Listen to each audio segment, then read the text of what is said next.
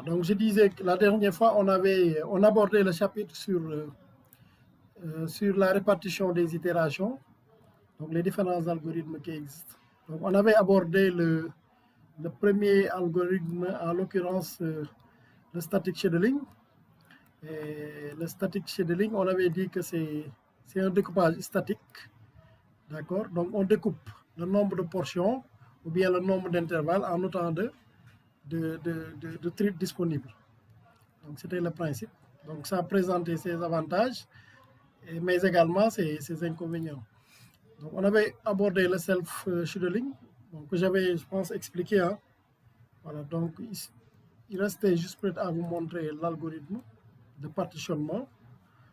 Donc vous voyez, bon, je peux relire un peu pour rafraîchir les mémoires. Donc, attendez, il faut que je gère les demandes en même temps, ceux qui se connectent. Bonjour Papa Fall, vous êtes sur le nouveau lien. Donc j'avais démarré le cours, mais je suis obligé à chaque fois d'accepter les... Bonjour Fall, ça va? D'accord, très bien. Ça va, alhamdoulilah. Excellent. Très bien, on va poursuivre. Alors le self-shadowing, il y avait un choix sur la valeur de K. D'accord? Donc dans cet algorithme dynamique, chaque processeur ou thread saisit une portion d'itération équivalente à K itérations, les exécute, puis en choisit K autres jusqu'à exécution complète du programme. Les performances de cet algorithme dépendent du choix de la valeur de K.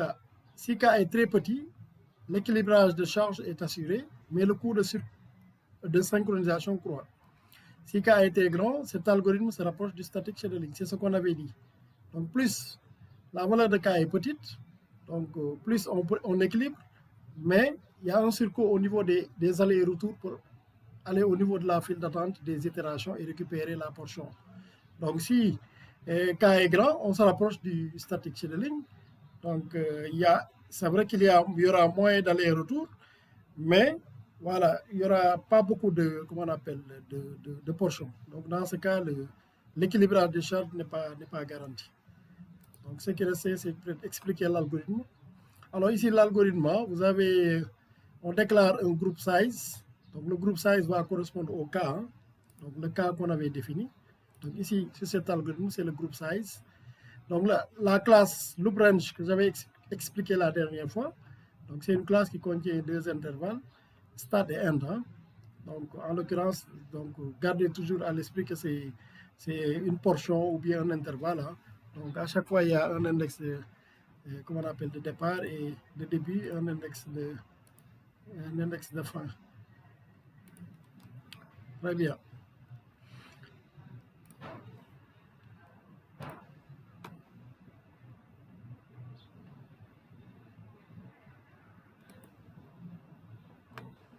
Ok. Attendez, Voilà, donc ici sur l'algorithme, le test qui a été fait, si le curloop, n'oubliez pas, c'est le curseur, ou bien notre fameux couteau qui nous permet de découper notre gâteau. Donc voilà, là on teste d'abord dans un premier temps, est-ce que le curseur se trouve dans l'intervalle, ou bien est-ce que le couteau se trouve dans l'intervalle, donc au niveau du intervalle du gâteau. Donc si le couteau sort du gâteau, donc à partir de ce moment, on retourne, il n'y aura aucune portion, parce que le gâteau est fini, on a fini de couper tout le gâteau. D'accord? Donc c'est le test là. Donc il compare le curloop, bien le curseur, avec l'index de fin de notre intervalle, ou bien de notre intervalle d'itération. Donc là, on définit une portion. Donc une portion, on instancie la classe looprange. D'accord? Et là, la portion, à chaque fois, elle prend comme index de départ le curseur ou bien le couteau. D'accord? Et là, c'est l'incrémentation qui se fait, curloop égale curloop plus group size. Donc c'est le pas que j'expliquais la dernière fois. Donc quand on passe de l'index de début pour aller à l'index de fin d'une portion, il faut ajouter le group size. Donc rappelez que group size, ça correspond au choix de cas sur cet algorithme. Donc la différence, si vous voyez, avec cet algorithme, c'est un peu ça. Donc ici, on avait mis end loop moins start loop sur le nombre de threads. D'accord? Alors qu'ici, ici, on prend group size. En fait, c'est la seule différence, quoi. Donc, group size, c'est le choix. Alors qu'ici, de base, on définit le nombre d'intervalles en fonction de nombre de threads. Voilà, en fonction du nombre de threads ou bien en fonction du nombre de processeurs sur lesquels on veut exécuter le programme parallèle. Voilà, donc ça, c'est le self-shadowing. On va enchaîner sur le GUID self-shadowing. Cet algorithme évite d'allouer des itérations qui consomment plus de temps à un seul processeur, en assignant les itérations consécutives aux différents processeurs, ce qui réduit le risque de déséquilibre de charge. Lorsque les temps d'exécution des itérations consécutives varient largement, cet algorithme réalise les meilleures performances que le GUID self-shadowing. On va voir un peu dans l'algorithme. Alors, cet algorithme évite d'allouer les itérations qui consomment plus de temps à un seul processeur, en assignant les itérations consécutives aux différents processeurs, ce qui réduit le risque de déséquilibrage de charge. Lorsque les temps d'exécution des itérations consécutives varient largement, cet algorithme réalise des meilleures performances que le GUID self-shadowing. Donc ici, qu'est-ce qu'on voit? Ici, on voit qu'au niveau du pas, ça se joue au niveau du pas, parce que cet algorithme, bon, dans la syntaxe, c'est à peu près la même chose, sauf que c'est au niveau du pas, si on interprète. Donc, il y a on teste ici le size loop. Bon, où est-ce que j'ai défini le size loop? Voilà, le size loop est là. Le size loop, c'est ce qu'on appelle l'index de fin moins l'index courant divisé par num_trig. Pour le statique, on avait pris end loop moins start loop. Et on divise par le nombre de séries. Alors qu'ici, au fur et à mesure, quand on finit de couper une portion, qu'est-ce qu'on fait? On prend la portion restante, on divise par le nombre de séries existants. Donc, c'est ce qui constitue notre pas. Maintenant, de fil en aiguille, on poursuit jusqu'à ce que tout l'intervalle soit découpé. Donc, si vous voyez ici, je vais revenir, on avait end loop moins start loop. Par contre, ici, on a end loop moins cure loop. Donc, n'oubliez pas que end loop et start loop sont définis tout au début. Attendez, je pense qu'il y a une demande.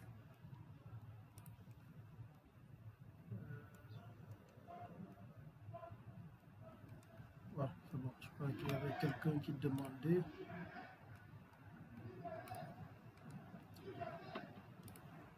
Voilà. Donc, ici, il y a un test qui se fait. Donc, on incrémente. Donc, pour voir, le pas sera conditionné. Le pas sera conditionné par cette syntaxe. C'est-à-dire si la taille, le size loop qui est là, est supérieur à la taille minimale. Donc, dans ce cas, on choisit le size loop. Sinon, on choisit le size minimal. C'est-à-dire ici, on définit ce qu'on appelle une taille minimale. D'accord? À chaque fois, on teste. Si c'est supérieur à la taille minimale, on choisit le size loop. Le size loop se trouve à ce niveau. Maintenant, de fur et à mesure, on procède ainsi jusqu'à obtenir toutes les portions possibles. Mais ici, réalisez aussi que cet algorithme est dynamique. Hein. Donc, il se ressemble plus ou moins au self-shadowing, mais sauf qu'ici, on définit une valeur minimale. Donc, une valeur minimale qu'il faut tester et voir si la portion choisie est supérieure à la valeur minimale. Mais ce qu'il faut retenir pour un début, hein, je pense que vous pouvez juste retenir le static shadowing et le self-shadowing pour un début. Voilà. Le statique, si vous retenez le statique et le self, c'est bon pour un début. D'accord? Bon, je tenais à présenter cet algorithme, mais voilà, on n'a pas forcément besoin d'y insister. Peut-être après, on va y revenir. Mais pour un début, retenez que saisissez le static shadowing et le self-shadowing. Donc, l'un est statique, l'autre est dynamique. Donc, vous avez le GUID self-shadowing que je viens d'expliquer. Vous avez le factoring. Bon, il y a d'autres algorithmes. Hein. Bon, je vais juste vous lire les algorithmes. Bon, mais on ne rentre pas dans l'implémentation, quoi. Parce que, voilà, après, peut-être en approfondissant un peu le cours, on pourra peut-être, voilà. Mais pour le moment, on n'a pas besoin d'utiliser ces algorithmes. Donc, l'idée, c'est juste que vous compreniez que ces algorithmes existent, quoi. D'accord? Donc, pour le factoring, les allocations des itérations au processeur se déroulent en phases. Durant chaque phase, seule une partie des itérations, généralement la moitié, est répartie équitablement entre les processeurs disponibles. Lorsque les temps d'exécution des itérations varient substantiellement, cet algorithme réalise un meilleur équilibrage de charge que le Gudit self-scheduling. En plus, son coût de synchronisation n'est que légèrement plus élevé que celui du Gudit self-scheduling. Voilà, vous avez le tapering, vous avez le trapézoïde self-scheduling. Bon, je pense que tout ça, on passe. Voilà. Donc, si je termine ce chapitre. Hein. Donc, ce chapitre qui portait un peu sur la répartition des itérations. Donc, ce qu'il faut retenir de ce chapitre, c'est que fondamentalement, principalement, pour un début, retenir ces deux algorithmes. Le static scheduling, donc qui consiste à subdiviser le nombre d'intervalles, le nombre de, comment on appelle, d'itérations, divisé par le nombre de processeurs ou bien le nombre de threads sur lesquels on veut exécuter notre programme parallèle. D'accord? L'autre algorithme qui est dynamique, c'est le self-scheduling, où là, on choisit, nous, une portion, on définit notre portion, d'accord, au début. Maintenant, on découpe en autant de, comment on appelle, la base sera le nombre de portions K ici, qu'on aura choisi, d'accord. On divise par K pour avoir le nombre de portions possibles. Maintenant, au fur et à mesure de l'exécution, les différents threads vont aller solliciter les différentes portions de taille K, d'accord. Maintenant, il faut un réglage sur le choix de la taille K pour avoir de bonnes performances, avoir un compromis entre l'équilibrage des charges et le surcoût de synchronisation. Voilà, donc, je pense en gros, c'est ça. Alors, s'il n'y a pas de questions sur ça, on va enchaîner sur le trading. Donc, le trading qui est vraiment la partie fondamentale du traitement parallèle. Donc, est-ce qu'il y a des questions sur ce chapitre? De toute façon, après, je vais vous envoyer le support. Hein. Donc, je vous enverrai le support sur ce chapitre. Donc, s'il n'y a pas de questions, on va enchaîner sur le chapitre 3. Hein. Voilà, donc le chapitre 3. Le chapitre 3 porte sur les threads Java. Donc, on parle de thread, on parle de multithreading, etc. Alors, le thread en fait, existe en Java, les threads existent en C, C Jazz, en Python, etc. Donc, le thread, c'est un concept. Hein? Donc, c'est un concept qui signifie un fil d'exécution ou un chemin d'exécution. Donc, sans tarder, on va aborder la définition. Donc, et comparer ce qui est comment faire ressortir la différence entre le processus, la notion de processus et la notion de thread. Donc tout d'abord, c'est quoi un processus? Donc, certainement, dans votre cours de système d'exploitation, si vous avez fait système d'exploitation, donc vous avez certainement eu à aborder le concept de processus. Donc, le processus, pour faire simple, comme définition, c'est un programme en exécution. C'est un programme en exécution. C'est-à-dire, quand vous exécutez votre programme Java, ou bien votre programme C, ou bien votre programme Python, donc, à partir du moment où vous lancez votre programme qui se trouve qui débute son exécution, donc à partir de ce moment, on dit qu'on a un processus. Donc, on est passé de programme à un processus. Donc, le programme, c'est un peu le code source dans le cadre de la programmation. Donc, le processus, c'est votre programme qui s'exécute. D'accord? Donc, si vous faites task MGR, donc tout ce que vous voyez là, c'est des processus. Word, c'est un processus. Caspex, c'est un processus. Internet Explorer, c'est un processus. Parce que c'est des programmes qui tournent. Mais que derrière, ces processus peuvent contenir plusieurs threads à l'intérieur. D'accord? Donc, cela veut dire que les threads se trouvent... Attendez, il y a une demande, je pense. Il y a une demande, Ibrahim Gay. Oui. Bonjour, Ibrahim. Alors, je poursuis. Voilà, donc, la notion de processus, c'est un programme en cours d'exécution. Alors là, on nous dit un thread est un fil ou chemin d'exécution dans un processus. Le thread dispose de sa propre pile, d'un compteur de programme et des registres. Les threads d'un même processus se partagent le même espace d'adressage, programme plus données. Se partagent également les fichiers ouverts, se partagent également les variables globales. Donc ici, vous avez en illustration la représentation d'un processus avec à l'intérieur les différents threads. Donc ici, vous avez un processus qui contient 3 threads. D'accord? Vous avez au niveau du processus, il y a la notion de ce qu'on appelle des ressources. Donc les ressources, c'est le code, c'est-à-dire les instructions et les données. Les ressources, ce sont aussi les variables globales, ce sont aussi les fichiers ouverts, etc. Donc c'est ce qu'on appelle ressources dans le cadre d'un processus. Maintenant, les threads, c'est quoi? Les threads, c'est un chemin d'exécution, d'accord, qui contient un compteur ordinal ou bien un compteur de programme, donc qui contient des registres, qui contient une pile et qui a un état. D'accord? Donc l'état d'un thread, ça veut dire qu'un thread peut être bloqué, un thread peut être, comment on appelle, peut terminer son exécution, un thread peut être à l'état prêt, etc. Donc sur le prochain slide, on verra les différents états d'un thread et les transitions d'un thread. D'accord? Donc là, vous avez de manière illustrée ce qu'est un thread et les différentes composantes d'un thread. D'accord? Alors, sur ce slide, nous avons les différents états et transitions d'un thread. Donc, un thread peut à tout moment être à l'état initial, peut être à l'état prêt, peut être à l'état actif, peut être à l'état bloqué, et enfin peut être à l'état terminé. D'accord? Donc, vous avez l'état initial. Quand vous lancez votre programme, vous lancez un thread.start. Donc, le thread passe de l'état initial à l'état prêt. D'accord? Prêt à s'exécuter. D'accord? Maintenant, une fois que le thread est à l'état prêt, il suffit que l'ordonnanceur, ou bien que, comment on appelle, dans le cas de Java, que la JVM lui alloue le processeur, ce thread passe à l'état actif, c'est-à-dire en cours d'exécution.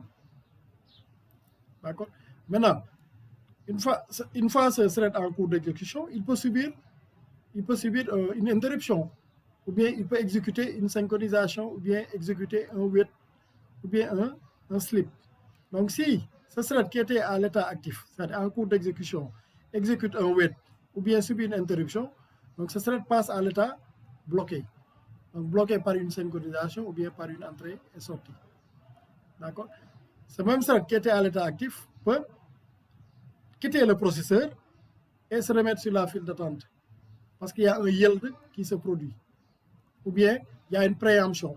Donc la préemption, c'est que il y a un thread qui s'exécute au niveau du processeur et qui n'a pas fini de s'exécuter. Mais étant donné que le processeur, comment on appelle, un autre thread qui a une priorité plus importante, a besoin du processeur, dans ce cas, le thread qui était en cours d'exécution est préempté.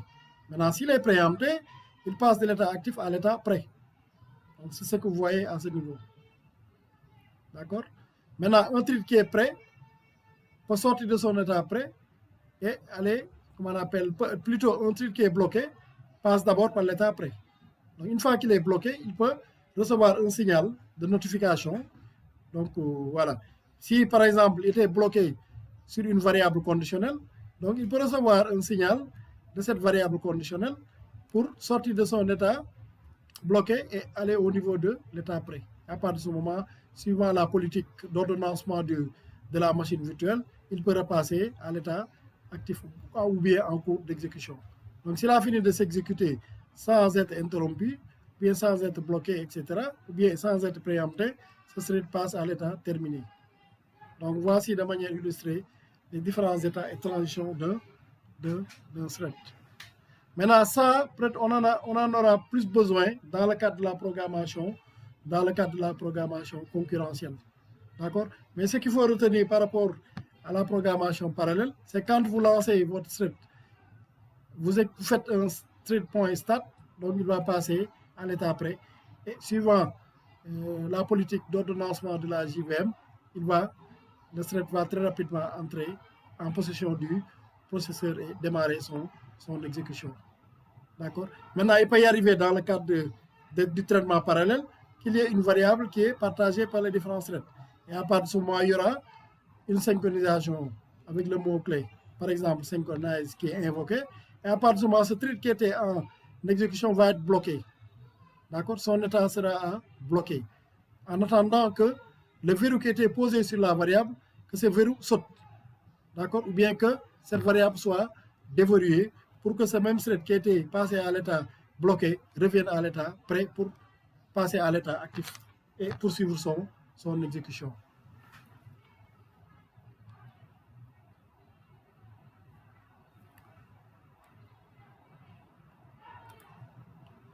D'accord? Donc, il y a des questions sur ce slide, sur la compréhension des transitions ou bien des états des threads.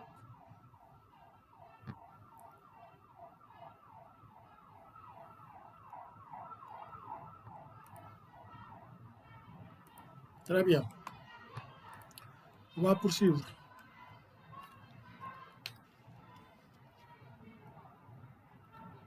Alors, on passe aux attributs des threads en Java. D'accord? Ici, on manipule les threads Java. Hein?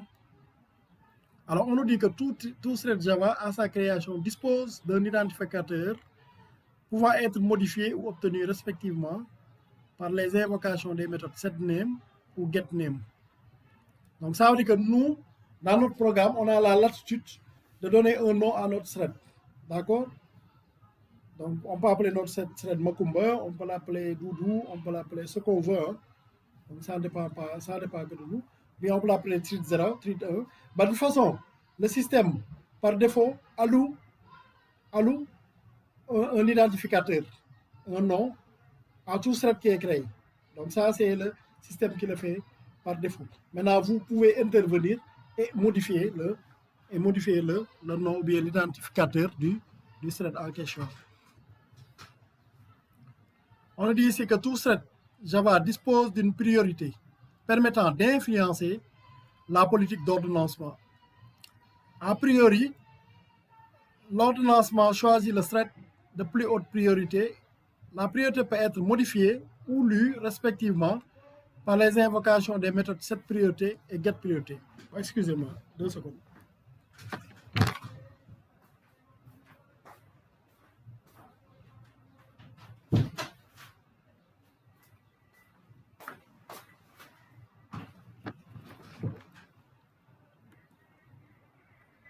Alors ici aussi, hein, par défaut, le système, donc le système par défaut alloue une priorité à tout thread qui est créé de base. D'accord? Maintenant, vous également, vous pouvez intervenir et modifier la priorité. Donc, parce que de la priorité va dépendre de la chance du thread à s'exécuter très rapidement. Parce que quand un thread s'exécute et qu'un thread qui est plus prioritaire se trouve au niveau de la file d'attente, c'est-à-dire à ce niveau, à l'état près, c'est-à-dire imaginez que j'ai un thread 1 qui s'exécute et automatiquement je lance un thread 2 qui se trouve au niveau de comment on appelle, de la file d'attente et qui est prêt et qui a une priorité qui est plus haute que celle du thread en exécution. Qu'est-ce qui se passe? Donc, il se peut que ce thread-là soit préempté. Donc, parce qu'il y a le thread 2 qui a une priorité plus grande. Donc, à partir de ce moment, le thread 1 qui s'exécute est préempté et passe à l'état prêt. Donc, dès qu'il passe à l'état prêt, on donne la main au thread 2 qui s'exécute. Donc, ça, c'est vraiment la notion de priorité. La notion de priorité. Mais dans le cadre du traitement parallèle, bon,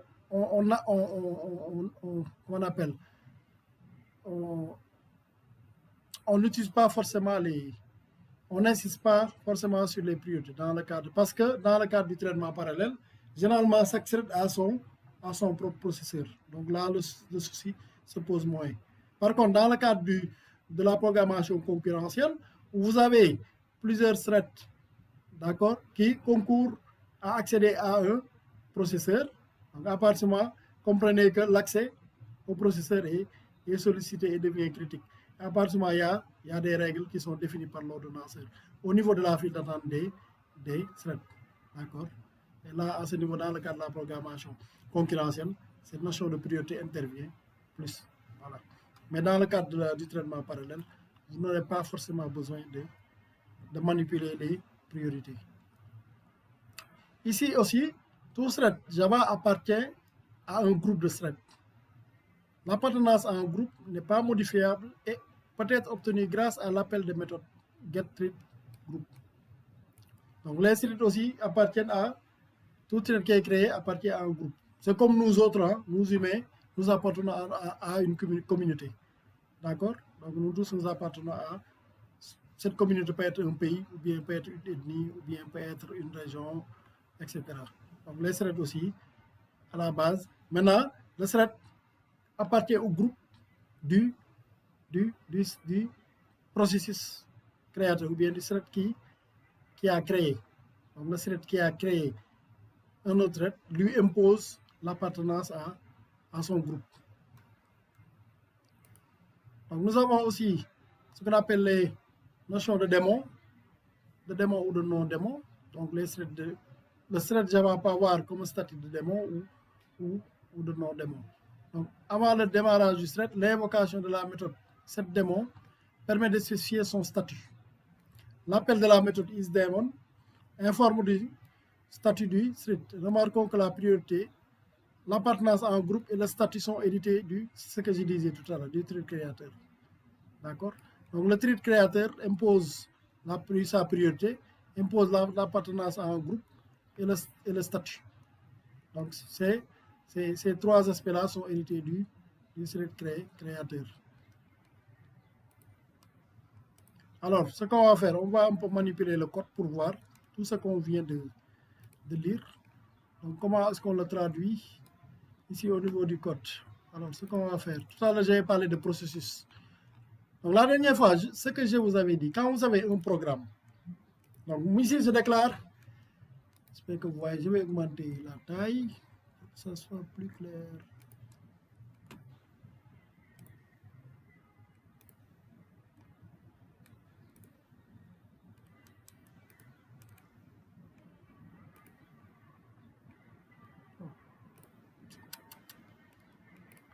Je pense que c'est lisible. Alors, on a une classe qui s'appelle processus. Bon, on a choisi de l'appeler processus. D'accord? Je vous avais dit, quand dans un programme, vous avez la méthode main. La méthode main, c'est ce qu'on appelle le thread principal ou le processus. Donc, la méthode main, c'est la méthode correspondant au processus. Parce que sans la méthode main, vous ne pouvez pas lancer ou exécuter votre programme Java. C'est pareil pour C. Donc, comprenez que la méthode main, c'est la méthode correspondant au processus qui est lié à votre programme. Ici, notre programme s'appelle processus.java. Donc, une fois qu'on lance l'exécution de processus Java, il y a cette méthode main-là qui correspond au processus. D'accord? Donc ici, qu'est-ce qu'on fait? On va essayer d'exploiter les propriétés qu'on a définies, les propriétés, certaines propriétés des threads. Donc on avait parlé d'identifiant. Donc l'identifiant, on l'obtient avec getID. Ici, la syntaxe, on a mis thread. .current thread. Donc current thread, ça veut dire que le thread qui est en cours d'exécution. Donc du moment que nous sommes dans cette procédure-là, main. Donc forcément, quand on met thread.current thread, ça veut dire que ici, on a forcément le thread principal.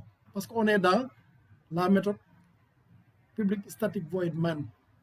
Donc, puisque cette instruction-là est invoquée à partir de la méthode main, à partir de la méthode correspondant au thread principal, donc forcément, thread.current thread correspond au thread principal. Maintenant, quand on fait .getID, ça nous donne l'identifiant. D'accord? Quand on a .current thread,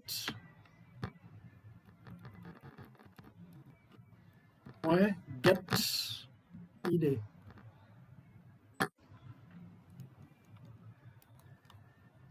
Voilà. Alors, le nom si on va voir le nom du processus, ou bien du thread. Donc, n'oubliez pas qu'ici, on est dans la procédure du thread principal ou du processus. D'accord? Donc, quand on fait thread.current thread.getName, ça nous donne le nom du thread. Donc l'identifiant, c'est des numéros, hein. Donc les threads, ils sont numérotés. Donc le name, ça nous renvoie le nom du thread. Nous avons également l'état. D'accord? L'état du thread. Donc l'état du thread, on l'obtient avec thread.currentThread.getState. Nous renvoie l'état. L'état, c'est pour voir est-ce que le thread est dans un de ces états, prêt, actif, bloqué, etc. D'accord? Donc cette syntaxe nous permet de savoir à tout instant l'état dans lequel se trouve le thread. Nous avons également la méthode qui renvoie la priorité. La priorité, d'accord, du thread en question. C'est get priority. Nous avons aussi la méthode qui renvoie au groupe du thread. D'accord? Donc le groupe auquel appartient le thread courant. Donc c'est get thread group point get name. Donc une fois qu'on a défini, voilà. Donc là on a défini ce qu'on appelle notre procédure main. Donc notre procédure main, c'est le thread principal. Donc puisque ici on a fait une comparaison entre le processus et le thread, nous on va créer une classe thread. Ici c'est une classe processus, on va créer une classe thread. Donc la syntaxe de la création de la classe thread, c'est que c'est classe thread extends thread. D'accord? Parce qu'il y a une classe thread qui existe. Donc maintenant, moi, le thread que je veux créer, donc il hérite de la classe thread qui est définie et prédéfinie, qui existe dans les bibliothèques et qui est natif. D'accord? Donc quand je mets classe thread extends thread, donc quand je mets extend, ça veut dire que ma classe thread va hériter de toutes les propriétés de thread. Maintenant, à l'intérieur de la classe thread, il y a ce qu'on appelle une procédure procédure void run. Donc, à chaque fois que vous définissez une classe thread, à l'intérieur, il faut définir la procédure public void run. Parce que c'est dans cette procédure public void run que l'exécution des instructions du thread se fera. Donc tout comme la procédure public static void main est la procédure qui permet d'exécuter les instructions du processus. De la même manière, vous avez public void run qui vous permet d'exécuter les instructions allouées au thread. Donc vous voyez, public void run. Maintenant ici aussi, qu'est-ce qu'on va faire? Une fois qu'on lance notre thread, on va voir les différents attributs qu'on avait définis. On va voir son ID, on va voir son nom, on va voir son état, on va voir sa priorité, on va voir son groupe. D'accord? Maintenant, une fois qu'on a défini les threads, il faut, au niveau du thread principal, parce que n'oubliez pas que c'est au niveau du thread, ou bien du processus, ou bien au niveau du thread principal, que les différents threads sont créés. Donc le thread T1, TH et TH2 sont créés à l'intérieur du thread principal ou du processus. Si vous voyez, en comparaison, ici, qu'est-ce qu'on avait dit? Vous avez le processus qui est là. D'accord? À l'intérieur, vous avez les différents threads. 1, 2, 3. On est d'accord? Donc, ici aussi, c'est pareil. Hein? Vous avez le processus qui est là. D'accord? À l'intérieur, vous avez les threads qui sont créés. Il y a deux threads, TH et TH2 qui sont créés. Maintenant, une fois qu'ils sont créés, il faut les lancer. Donc, une fois qu'on les lance, vous voyez, ces deux threads se trouveront dans l'un de ces états. D'accord? L'un de ces états. Donc, quand on fait start, automatiquement, ils vont passer à l'état prêt. À partir de l'état prêt, suivant la politique de l'ordre de lancement, ils sont en cours d'exécution au niveau du processeur. D'accord? Donc ici, à partir du moment où on lance les deux threads, donc ces deux threads passent à l'état prêt, et ensuite automatiquement à l'état actif ou bien en cours d'exécution. D'accord? Donc nous, ce qu'on va faire, on va lancer pour voir ce que l'exécution donne. Donc, quand on exécute, voilà, qu'est-ce qu'on a? les attributs du thread principal, identifiant du processus, c'est 1. Le nom du processus, c'est main. C'est comme ça que le système l'appelle. D'accord? Donc, si vous voyez ici, quand j'ai mis get name, thread.current.get name, donc il récupère ce main là. Donc, il l'appelle comme ça, tout comme la procédure s'appelle main. Donc, le thread principal a comme nom main. Donc, le système, bon, c'est comme ça que c'est fait. Donc, voilà, pour dire main, c'est principal, quoi. Donc, c'est le thread principal. Donc, on revient à l'exécution. Donc, vous voyez le nom du processus main. L'état du processus est en renable. D'accord? Donc, si vous voyez ici, renable, ça veut dire que c'est en cours d'exécution. Donc, si vous voyez ici, au niveau de l'état, puisque le thread, quand je lance mon programme, automatiquement, le processus ou bien le thread principal s'exécute. D'accord? Donc, dès qu'il s'exécute, il passe à l'état prêt et renable. Actif, c'est renable. Donc, vous voyez, renable. La priorité du processus, c'est 5. Parce que les priorités, c'est entre 1, 5 et 10. On va voir 1, 5 et 10. Ici, la priorité normale, c'est 5. La priorité la plus haute, c'est 10. La priorité minimale, c'est 1. Donc, par défaut, la priorité du processus ou bien du thread principal, c'est 5. Vous avez également le groupe du processus. Le groupe du processus s'appelle main. Il s'appelle main. D'accord?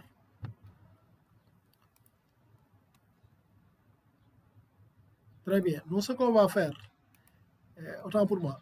Donc, ici, on a les attributs des 2 threads qui sont lancés. Donc, ce que je vais faire, je vais lancer un thread d'abord. Parce que les deux, ça risque de faire confusion. Donc, je vais lancer juste le thread. Voilà, comme ça, la lecture sera plus aisée. Alors, qu'est-ce que j'ai? Les attributs du thread lancés par le thread principal. Donc, l'idée du thread, c'est 11, l'identifiant. Donc, ça correspond à ce thread-là, TH. D'accord? Donc, TH. Ce thread-là a comme identifiant 11. On est d'accord? Donc, le nom du thread, c'est thread 0. Donc, ça, c'est le nom qui est donné par le système. Donc, le nom qui est donné au thread, c'est thread 0. D'accord? Donc, à ce thread-là, son nom, c'est thread 0. Parce que par défaut, le système lui donne un nom. L'état du thread en question, c'est renable. Naturellement, puisque ce thread a un stade, donc naturellement, s'il n'y a pas de blocage autre, ce thread a l'état actif qui correspond à renable.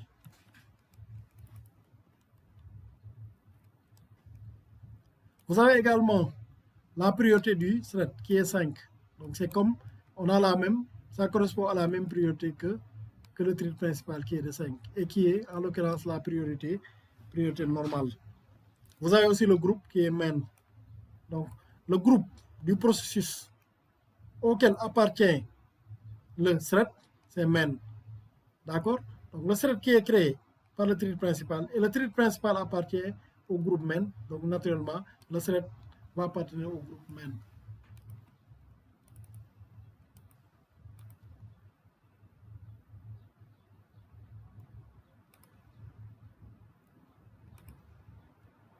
D'accord? Et ici, sur la syntaxe, ici pour récupérer, on a mis thread.current_thread.get. Ici pareil, hein, thread.current_thread.getID. Mais sauf que ici, dans notre syntaxe, si on veut, on enlève ça, thread.current_getThread, on met directement getID. En fait, quand on met getID, là, le système considère que le thread courant, c'est le thread correspondant à, qui se trouve dans public void run, qui exécute la procédure public void run. Donc, à partir de ce moment, on n'a pas forcément besoin de thread.current_thread, parce qu'on est au niveau du thread courant. Le thread courant, parce que cette classe est déclarée comme héritant d'une classe thread. Donc, du moment qu'elle hérite d'une classe thread, donc forcément, elle hérite de ses propriétés, bien de ses méthodes, à savoir getID, getName. Donc, on peut enlever ici, mettre directement sans mettre street point current thread.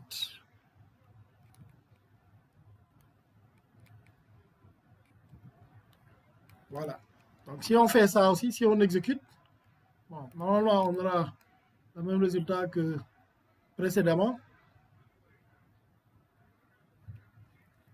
Le programme tourne.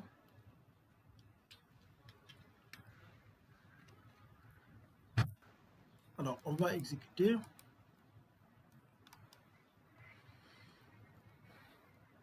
Voilà, vous voyez, donc on a le même résultat que tout à l'heure. Hein.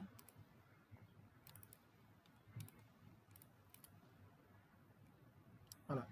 Donc ici, au niveau du processus, dans la définition du processus, bien dans la comparaison, on avait ce qu'on appelle les ressources.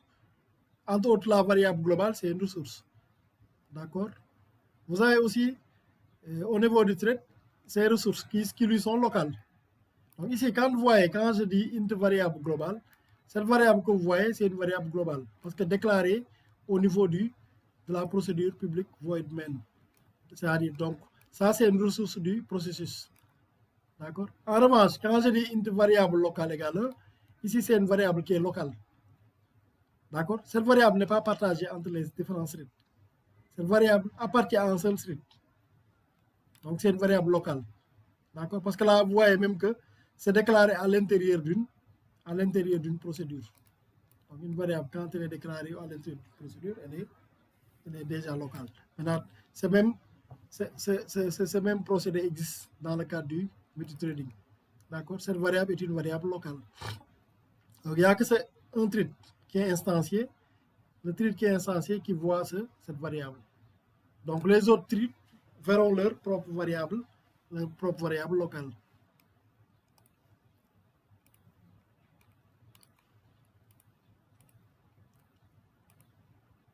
Ok.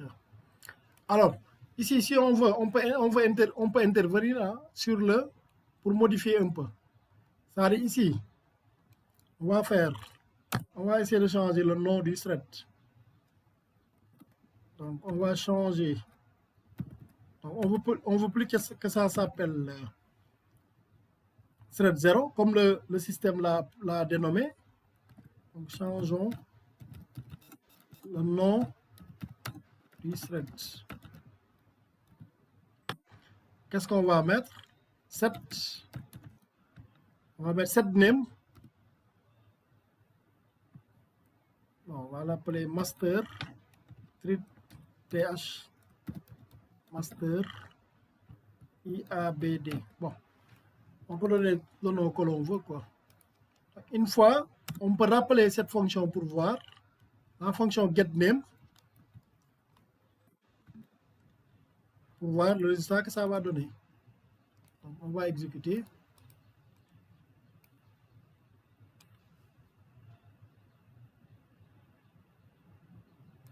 Donc, vous voyez. Donc, ici, au départ, le nom c'était thread 0. Maintenant, nous, quand on est intervenu, on a pu changer le nom à TH Master IABD. D'accord? Donc, on peut l'appeler Doudou, ce qu'on veut. Hein. Donc, c'est nous qui voyons le nom qu'on va donner au thread. Donc, vous voyez Doudou, le thread.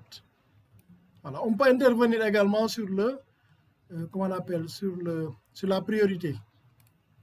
Donc, je décide d'affecter la priorité 1, par exemple. Je mets cette priorité. Bon, ça, c'est des valeurs définies hein, par le système. Il y a min priorité, il y a max priorité. Bon, on définit d'affecter le min priorité. Donc, il y a min priorité, il y a max priorité et il y a norme priorité normale. D'accord? Donc, une fois que c'est fait, qu'est-ce qu'on va faire? On va afficher hein, get priorité hein, pour récupérer la valeur de la priorité puisqu'on vient de changer. Donc, on va exécuter à nouveau.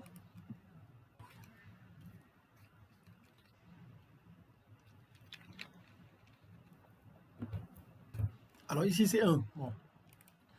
Je vais changer. Ce n'est pas un nom, mais c'est priorité. Priorité. Donc, la priorité. Maintenant, si on met à max,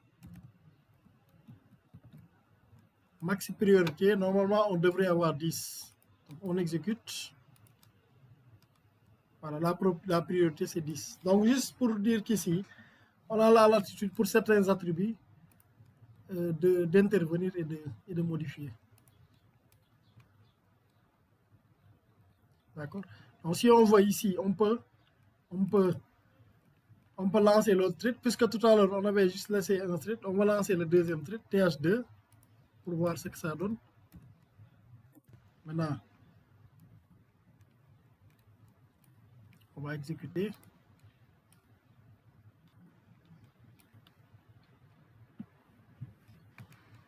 Voilà, donc, vous voyez, l'un a pour ID 11, l'autre a pour ID 12. Donc, l'un s'appelle TH0, l'autre TH1. Les deux sont à Renable. Leur priorité, c'est à 5. Ils appartiennent au groupe main. Maintenant, quand moi je suis intervenu, j'ai changé.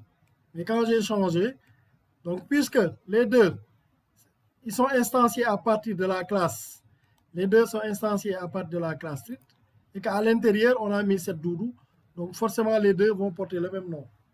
D'accord? Donc ici aussi, ils vont porter la même, ils auront la même priorité. Maintenant, si on veut, nous, on ne veut pas que les deux portent le même nom. D'accord? Si on ne veut pas que les deux portent le même nom, on peut intervenir à ce niveau. Maintenant, on va mettre TH ici, point 7 name, on l'appelle Fatou. D'accord? Ici, on va faire TH2, point 7 name, on l'appelle Astou. Parce que là, on ne veut pas que les deux portent le même nom. Donc, on peut intervenir à ce niveau.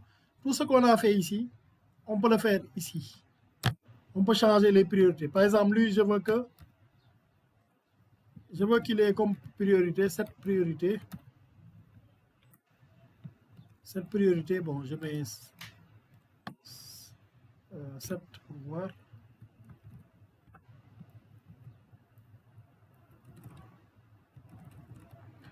Donc, Fatou a comme priorité 7. Asto a comme priorité, bon, on va dire 3.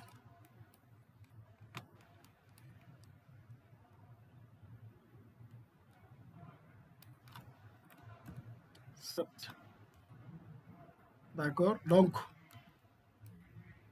elle aura comme priorité 3. Asto aura comme priorité 3. Donc, on peut intervenir à ce niveau pour voir ce que ça donne. On va exécuter.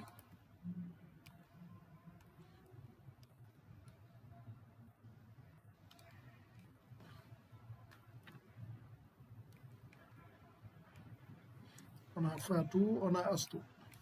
Donc, vous voyez ici, on a Fatou, priorité 3. On a Astou. Astou, on avait dit priorité combien?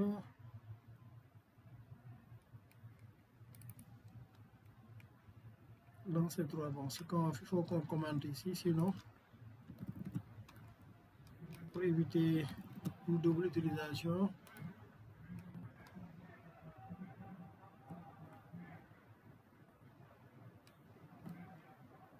Donc, on va commenter ici. Voilà, donc là, on intervient juste après instantiation. Donc, vous avez Fatou, vous avez Astou. D'accord? Donc, l'un a comme priorité 3, l'autre a comme priorité 5.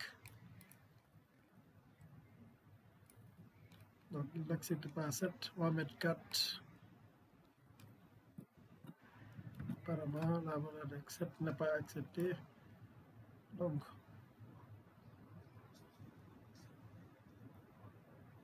hein? Ah d'accord, ouais, c'est vrai, merci, c'est le copier-coller. Merci, c'est le copier-coller. Donc ici, c'est, parce qu'après, je l'ai écrasé, quoi. Donc, je mets TH2. Voilà. C'est bon. Alors, je vais exécuter pour voir. Voilà, c'est ça. Donc, on a Astou, je pense, l'un à 7, l'autre à 3. Voilà. Donc, ça veut dire que là, je peux intervenir là, après avoir instancié mon thread, je peux intervenir pour changer. Bon, il y a pas mal de paramètres. Hein. Bon, là, c'est les quelques paramètres, les quelques attributs que j'ai présentés. Mais bon, il y en a plusieurs. Quoi. Donc, il suffit de mettre th point. Et là, on a tous les paramètres possibles. Quoi. Donc, get name. Est-ce que c'est is demo, is live? Est-ce que ce thread ce thread est en vie? D'accord? Est-ce que c'est un démon? Bon, est-ce qu'on peut notifier, etc. Donc, il y a tout un tas de méthodes, hein, de fonctions et de propriétés pour les threads.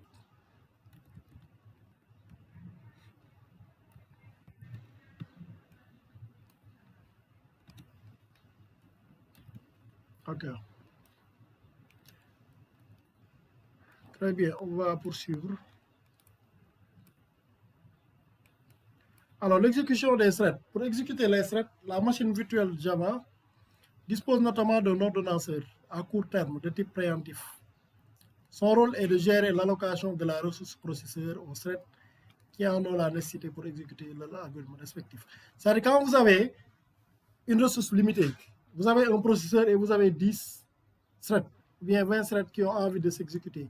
Donc forcément, puisque c'est une ressource qui est partagée, il faudrait que tout le monde soit servi. Parce qu'aujourd'hui, il peut y avoir un thread qui s'exécute indéfiniment.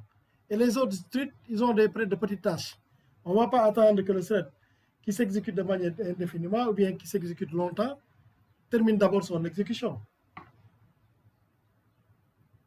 D'accord? Il faut trouver des mécanismes pour vraiment faire exécuter les autres threads qui ont des tâches plus petites. Donc, il y a l'ordonnanceur qui est un ordonnanceur à court terme. Donc, c'est l'ordonnanceur qui se trouve au niveau de la machine virtuelle de Java. Donc, qui préempte certains threads. Quand il voit qu'un thread s'exécute pendant 1 seconde, 2 secondes, donc il peut le préempter et faire entrer un autre thread qui s'exécute 3 secondes ou bien moins d'1 seconde. Ensuite, si celui-là, soit il peut terminer et rendre le processeur ou bien il est préempté à son tour. Donc, c'est ce mécanisme qui est utilisé de préemption par l'ordonnanceur à court terme. Donc, le contexte d'exécution d'un thread. Le contexte d'exécution d'un thread est composé d'une pile Java, comme j'avais dit tout à l'heure, représentant l'image de l'exécution du thread. Donc, ça veut dire qu'à chaque fois, au cours de l'exécution, il y a des clichés de l'exécution, ce qu'on appelle le contexte. Parce que quand un thread s'exécute au sein d'un processeur, il y a ce qu'on appelle le contexte. Si ce thread est préempté, il doit quitter. Quand vous êtes, par exemple, vous intervenez quelque part, vous rentrez dans la salle, vous avez vos outils. D'accord? Par exemple, parce que dans la salle de classe, vous rentrez, vous avez quelque chose à faire, vous réparez une table, quelque chose comme ça. Un autre va venir, il va nettoyer les carreaux. Un autre va rentrer, il va réparer le tableau, etc. Donc vous, quand on vous donne 1 minute, au bout d'1 minute, certainement vous n'avez pas fini de réparer le tableau. Mais les autres ont besoin d'accéder à la salle. Qu'est-ce que vous faites? Vous sortez. Mais quand vous sortez avec vos matériaux.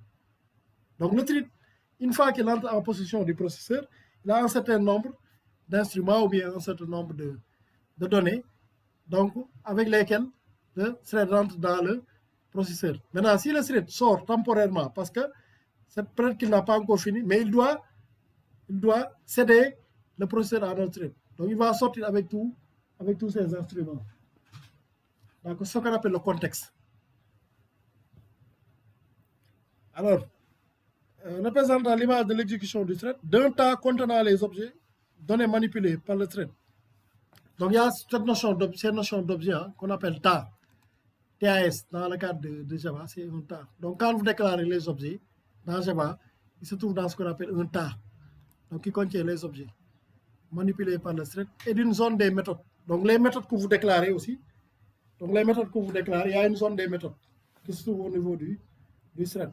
Donc toutes les méthodes que vous déclarez qui concernent le thread, donc il y a une zone des méthodes dans laquelle est inscrite les différentes méthodes représentant le code exécuté par le thread. Donc ça c'est un peu le contexte pour que vous compreniez un peu. Donc le principe de l'ordonnancement, je l'ai dit tantôt. Donc l'ordonnanceur est un ordonnanceur à court terme de type préemptif basé sur les priorités fixes. L'ordonnancement dépend aussi bien de l'implémentation de la JVM que du système d'exploitation. Ça, dans le cadre de Java. Donc Java, comme on a dit, c'est un code interprété. Java a ce qu'on appelle, c'est un langage interprété. Java a ce qu'on appelle sa propre machine virtuelle, qui est appelée la JVM. Maintenant, c'est cette machine virtuelle-là qui va manipuler les différentes threads qui sont déclarées, ou bien qui sont lancées par la JVM. Mais, en même temps, n'oubliez pas que la JVM est un processus qui s'exécute au sein du système d'exploitation sous-jacent. Donc, ce système d'exploitation sous-jacent peut être, comment on appelle, Microsoft, peut être Linux, peut être AX, etc. Maintenant, ce système d'exploitation aussi a sa politique d'ordonnancement, a sa manière de gérer un peu, de gérer l'ordonnancement des threads. Donc forcément, les threads qui s'exécutent au sein de la GVM vont avoir une influence et de la GVM et du système d'exploitation. Mais ils ont plus l'influence de la JVM que du système d'exploitation. Généralement, l'ordonnanceur du système d'exploitation exécute le thread de plus haute priorité. Mais il peut se produire un phénomène d'inversion de priorité. La priorité permet au programmeur d'influencer l'ordonnancement du programme. C'est-à-dire, le phénomène d'inversion, c'est que vous avez le thread qui a la priorité la plus haute. Mais il peut arriver que l'ordonnanceur choisit le thread qui a la priorité la plus basse, pour une raison ou pour une autre. Mais ça peut arriver. Donc, pour vous dire que l'ordre d'exécution n'est pas garanti. Donc, tout dépend un peu des paramètres ou bien de la situation, quoi. Mais généralement, c'est un ordonnanceur qui se base sur des priorités fixes. Mais exceptionnellement, il peut y avoir le phénomène d'inversion de priorité. Alors, ces threads, donc puisque ces threads, quand ils sont créés, ils concourent à l'accès, dans le cadre de la programmation comment on appelle, concurrentielle, ils peuvent concourir à l'accès à un processeur ou bien à un cœur processeur. D'accord? Donc forcément, ces threads doivent communiquer. D'accord? Même dans le cadre aussi du traitement parallèle, les threads doivent communiquer, même si ces threads s'exécutent chacun en ce qui le concerne dans un processeur qui est différent. Donc s'ils s'exécutent dans un processeur qui est différent, là, l'accès concurrentiel au processeur ne se pose pas.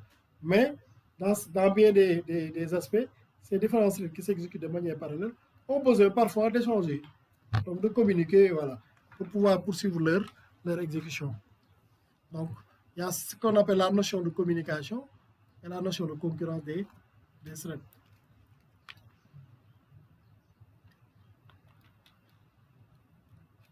Alors, la communication se passe comment? Donc, la communication inter-thread se fait à travers des signaux ou des types. Donc, pour les signaux, c'est des mécanismes de wait notify et la synchronisation avec join. Donc, la dernière fois, rappelez-vous, je vous avais dit que la synchronisation join, fork join, donc il y a le thread principal ou bien le processus. D'accord? Donc, quand je dis thread principal ou processus, ayez toujours à l'esprit le public static void main. Donc, ça correspond au thread principal. Donc, quand ce thread principal lance les threads, les différents threads, comme ici, th.stat, th2.stat, d'accord? Une fois qu'il a lancé les deux threads, c'est le thread main là que vous voyez, c'est le thread principal. Il lance le TH et le TH2. Donc, une fois qu'il les lance, donc ce thread doit exécuter lancer le signal join. Donc, le signal join permet de dire au thread principal que vous avez lancé les différents threads. Donc, laissez-les terminer leur exécution. Et une fois que ces différents threads ont terminé leur exécution, vous, thread principal, vous pouvez reprendre la main et poursuivre. Donc, ça, c'est une forme de communication qu'on appelle la communication join, fork join. D'accord? Les types, donc la communication par type, un type n'est ni un fichier, ni une connexion réseau, mais une structure de données qui maintient la donnée en écriture jusqu'à ce qu'elle soit lue. Bon, ça, on ne va pas trop insister, mais c'est juste pour montrer la forme de communication qui existe. Bon, mais la forme de communication qu'on va plus utiliser dans le cadre de la programmation parallèle, c'est plus la synchronisation fork join. Bon, wait notify dans une moindre mesure. Mais wait notify, ce mécanisme sera plus utilisé dans la programmation concurrentielle. Donc, on ne va pas insister dessus. Hein, mais c'était juste pour que vous compreniez les différents types de communication qui existent. Mais on va plus insister sur la synchronisation join.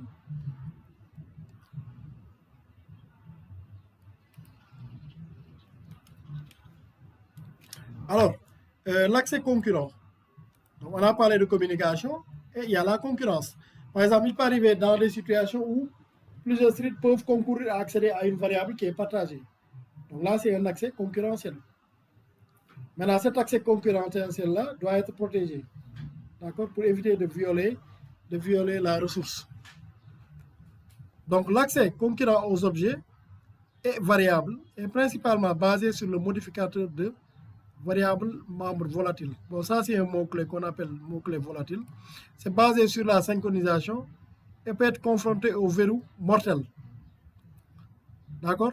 Alors, le mot-clé volatile, c'est ce que j'expliquais la dernière fois, le samedi passé. Quand vous déclarez une variable, c'est-à-dire quand plusieurs utilisent des variables, ces variables sont dans un premier temps lues au niveau de la mémoire. Donc une fois que cette variable est lue au niveau de la mémoire, donc le script copie la variable au niveau du, bien sûr, si c'est une variable, comment on appelle, primitive, donc copie la variable au niveau de son cache, du cache du processeur, quoi. D'accord? Pour juste en avoir un accès local. Maintenant, dans la synchronisation, dans la communication avec les autres threads, donc de temps en temps, les threads ont besoin de publier les valeurs des variables. Parce que les autres threads en ont besoin. Donc le mot-clé, bon, volatile, sert plus ou moins à cela, quoi. Donc quand vous déclarez une variable volatile, à chaque fois qu'un thread accède et finit d'effectuer une manipulation, donc ce thread va publier, va publier la valeur de la variable qu'il a manipulée pour permettre aux autres d'être sur la même longueur en termes d'information. Donc le phénomène de synchronisation, c'est on protège une variable, un accès, en un instant T.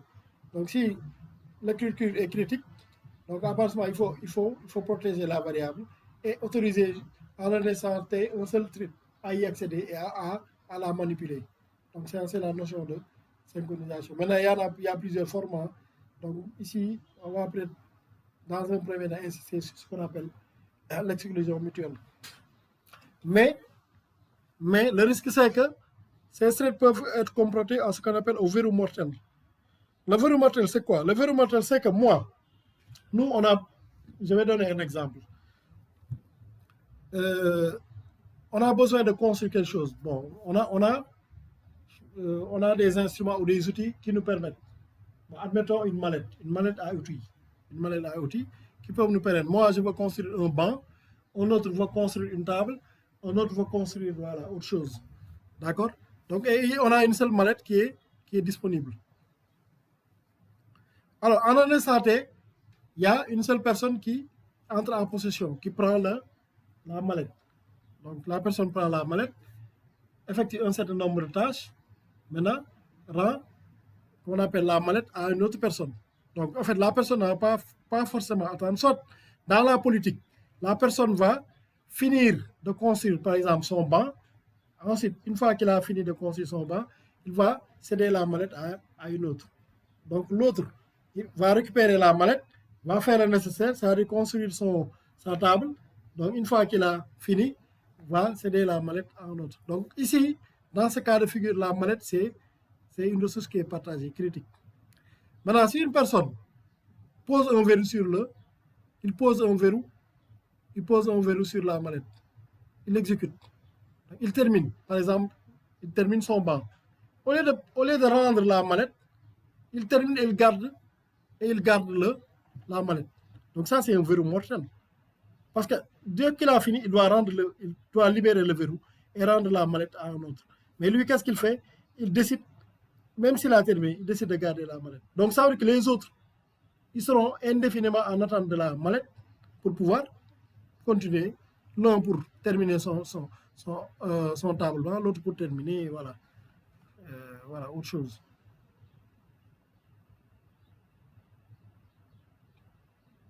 Voilà. Situation dans laquelle deux threads refusent de libérer chacun le verrou qu'ils possèdent en voulant obtenir le verrou de l'autre.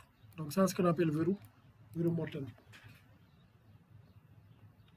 Donc, si vous gardez vous gardez votre verrou, vous ne libérez pas, donc les autres ne pourront pas y accéder. Donc c'est un verrou mortel.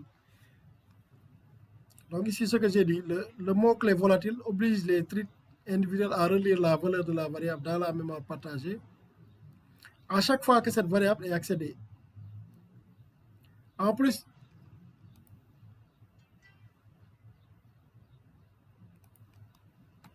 il y a Binta Sow qui nous rejoint, Binta qui nous rejoint avec un grand retard. Alors, je poursuis.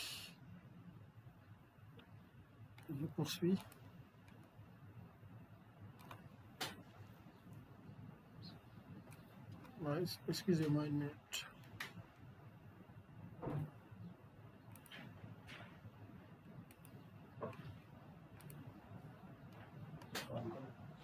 Oui, Souleymane, ça va? Naka bu?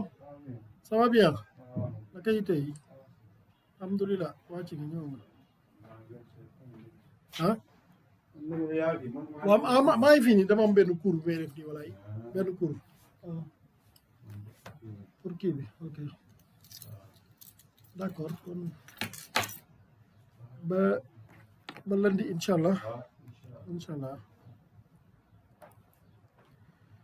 voilà donc je disais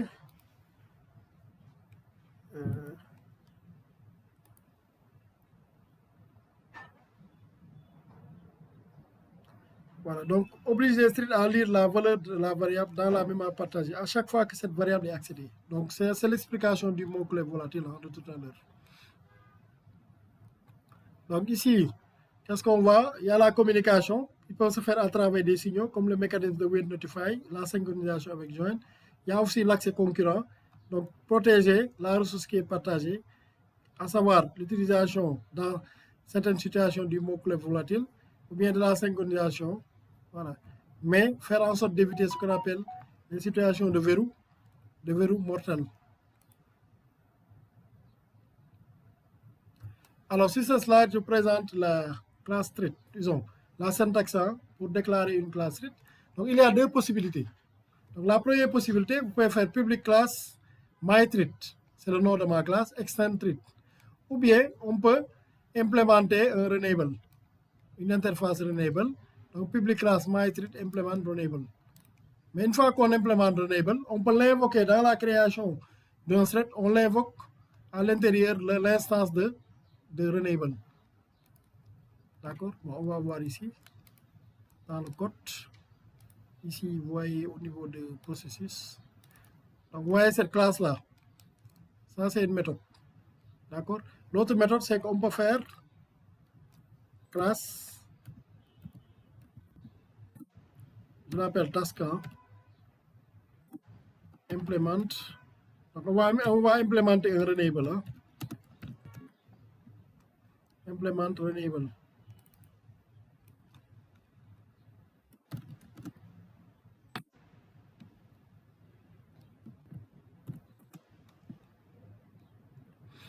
Alors, puisque renable c'est une interface, donc il faut redéfinir la fonction, toutes les fonctions abstraites. Donc, en l'occurrence ici, public void run. Donc, si je veux, j'enlève ça si je veux. Donc, je redéfinis public void run. Donc, à chaque fois que vous implémentez une interface renable, il faut overrider le public void run. D'accord? Donc, ça, je déclare mon task. Maintenant, la première syntaxe, c'est on déclare thread, extend thread. Donc, ça, on l'a fait. Donc, ici, la classe est instanciée ici. Vous voyez, thread, th. D'accord? On a instancié ici, thread, th2. D'accord? Maintenant, nous, ici, c'est à proprement dit, c'est pas un thread, c'est un task. Mais une fois qu'on a implémenté task, qu'est-ce qu'on peut faire? À ce niveau, on va faire thread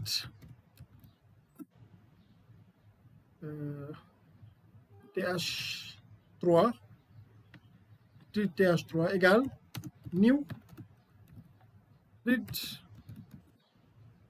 Donc, dans le constructeur de thread, vous avez thread sans paramètres, Vous avez treat avec renable, vous avez treat avec un string. C'est-à-dire, au moment de créer le treat, on peut lui donner un nom. D'accord? Vous avez treat avec groupe, etc. Donc, nous, on va choisir treat avec renable. Donc, ici, renable, qu'est-ce qu'on va faire? On va prendre une instance de ce renable qu'on vient de définir. D'accord? Donc, si on va mettre ma machine qui plante. Voilà, nous, on va mettre. Qu'est-ce qu'on va mettre? On peut mettre new. New. Bon, task, je sais pas, c'est. New task.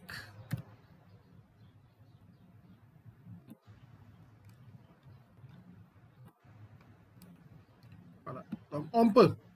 Ici, vous voyez comment on a déclaré nos treats? On a mis treat, c'est new treat, mais qui prend un paramètre new task. Alors, new task, c'est ici. Hein? Donc, new task.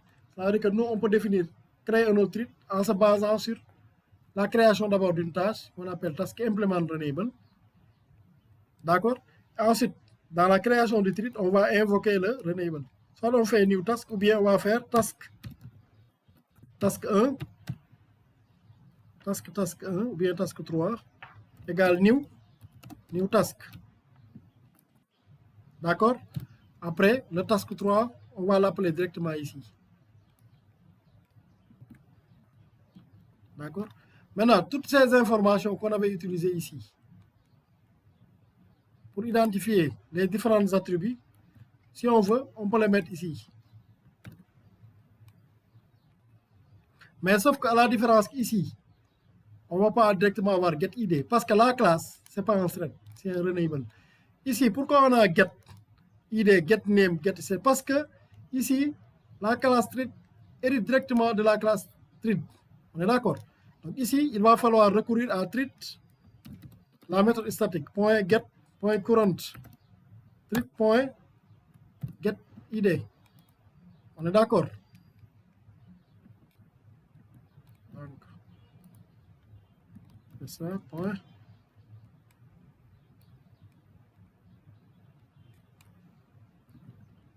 Get start, get priorité. Voilà. Alors ici, on va exécuter pour voir. Donc, après, il faut faire th3.start pour démarrer. Il ne suffit pas tout simplement de créer, mais il faut faire un start. Si vous ne faites pas un start, le thread ne va pas s'exécuter. D'accord? On va exécuter pour voir ce qu'on a. Vous voyez, le thread 3 a comme identifiant 13. Donc, c'est th2, renable, priorité 5, main. Donc, nous, on peut agir si on veut. Nous, si on veut, ici, on peut faire th3, .set name. D'accord? Donc, on va l'appeler Momodou. Hein? Momodou. Donc, pour voir, est-ce qu'il affiche Momodou? Vous voyez bien, on a Momodou.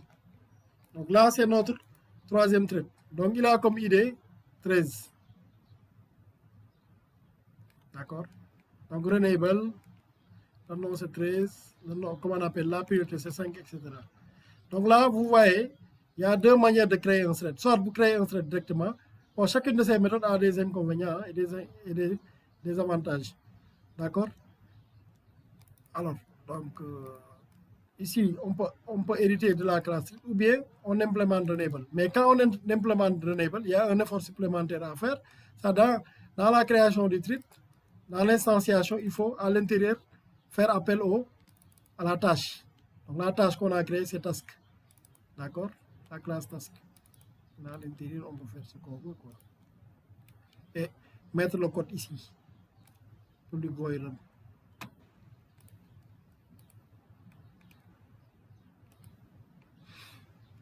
Alors, donc les deux méthodes pour créer une classe. Les seules variables membres publiquement accessibles de la classe grid sont utilisées pour spécifier les valeurs des priorités du thread. Ces variables sont max priority, min priority et norme priority. Ce que je disais. Donc la valeur maximale des priorités, c'est 10. Donc c'est max priority. min priority, c'est comme valeur 1, et norme priority, c'est souvent la valeur par défaut, c'est 5K. Donc, si vous constatez, à chaque fois qu'on crée un thread par défaut, dans l'exécution, on voit la valeur, voilà, la valeur de la priorité, c'est 5K. Donc, par défaut, c'est la priorité normale qui est donnée. Hein. Donc, on poursuit. Plusieurs constructeurs sont disponibles pour créer des nouvelles instances de thread. Thread group, bon, c'est ce que je vous montrais tout à l'heure. Vous avez thread avec constructeur, thread group. Bon, si on a envie en créant le thread, de mettre le groupe, le thread, d'accord, de mettre le renable et un nom, on peut utiliser cette syntaxe. Si on a envie en créant le thread, de lui associer un groupe, un thread group et un renable, c'est cette syntaxe. Donc il y a thread group, string, thread, voilà. Renable string, thread renable, thread string tout court, thread tout court. Voilà. Ça vraiment, c'est les différentes méthodes de construction d'un thread. Hein. Donc, en fonction de nos besoins, on va utiliser l'une ou l'autre.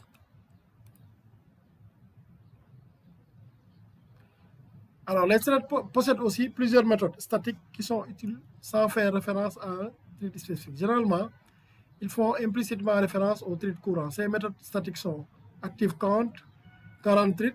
40 threads, on vient tout à l'heure d'utiliser. Thread.40 threads, c'est le thread courant. Dump stack, enumerate, interrupt pour interrompre son exécution. Sleep, ça permet au thread d'être en pause pendant quelques temps. Donc, sleep sans paramètres. Si on met sleep sans paramètres, le thread va s'endormir indéfiniment. Il y a yield aussi. Yield, tout à l'heure on l'a vu, yield, c'est dans le style qu'on appelle de coopération. Donc ça, c'est le thread qui s'exécute, qui décide délibérément de céder le processeur et de l'allouer et de laisser la place à un autre thread. Donc ça, c'est la notion de coopération avec la méthode yield. Donc la méthode sleep. Donc on peut voir sleep, ce que ça donne. Hein, sleep, ici. Par exemple, si nous on peut dire que notre thread là, celui qu'on vient de le dernier dans le task, on peut mettre thread point current point sleep. Donc sleep ici dans les paramètres. Donc il y a sleep avec 0 pour dire indéfiniment. Bon, on va dire que ce thread va s'endormir pendant 5 secondes. On va mettre 5000 millisecondes. Maintenant, il faut l'entrer de try catch. Voilà. Donc, c'est ça la syntaxe try catch, thread current.sleep. Maintenant, ce thread 3, vous voyez ici, dans l'exécution, dans l'ordre. Donc, lui, il va s'exécuter avant que. Quand on démarre, il va prendre. Donc, on va exécuter pour voir.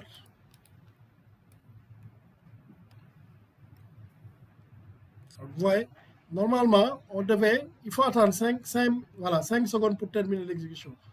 Donc, je vais changer l'ordre. Au lieu de le mettre je vais le mettre au niveau du deuxième.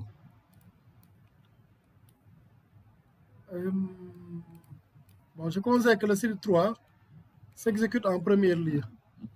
Donc, je vais le mettre ici, tout au début. Comme ça, vous voyez l'effet. Donc, lui, on dit que ce thread 3 là. Maintenant, ce thread 3, une fois qu'il est lancé, normalement, qu'est-ce qu'il fait? Il fait une pause. Alors, parce que puisque c'est une exécution parallèle, les autres s'exécutent. Mais lui, l'exécution n'est pas terminée. Il attend 5 secondes. D'accord? Bon, je vais augmenter pour mettre 10 pour que vous voyez mieux. Donc, je mets ici, je mets 10 000. Je mets 10 000. Donc, 10 000, c'est 10 secondes. Donc, avant que lui. Donc, vous voyez, il a démarré, mais après, automatiquement, il est mis en état de blocage. Voilà, au bout de 10 secondes, ça termine. Donc, si vous voyez ici, au niveau des transitions, nous avons sleep ici. On l'avait quelque part, sleep. Donc, ça veut dire que sleep, quand un thread exécute la méthode sleep, il passe de l'état actif ou bien renable à l'état bloqué. Donc, puisqu'on a mis sleep 10 secondes, pendant 10 secondes, ce thread va quitter ce stade c'est cet état pour aller au niveau de cet état bloqué. Donc maintenant, une fois que les 10 secondes auront terminé, il va reprendre, il va retourner à l'état prêt puis à l'état actif. Donc voilà.